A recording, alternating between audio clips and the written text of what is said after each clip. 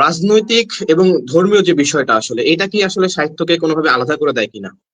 রাজনৈতিক বিশ্বাস বা আলাদা ধর্মীয় ভিন্ন ধরনের বিশ্বাসটা। আলাদা বলবো না, আলাদা বলবো না, ধর্মীয় বা এটা আলাদা আলাদা ভাবে না, অর্থাৎ সাহিত্য জগতে ইটা মানে প্রেক্ষাপটটা একটু চেঞ্জ করে দেয়।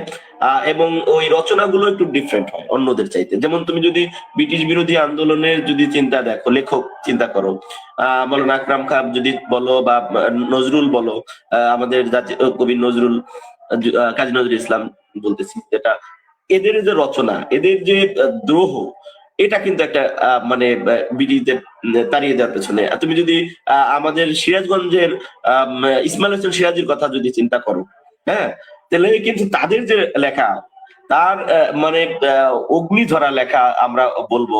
কারণ অনল প্রবাহ বলে, অনল মানে কি? আগুন, মানে আগুন প্রবাহিত হচ্ছে এমন একটা মানে এমন একটা কবিতা যাকে অনল প্রবাহের কবি বলা হয়।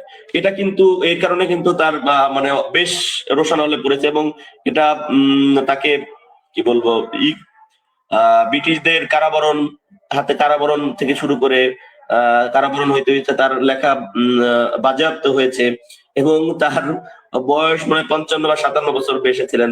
এর মধ্যে 82 বার তেনারা 144 ধারা জারি করছে তার বিরুদ্ধে, শুধু তার বিরুদ্ধে।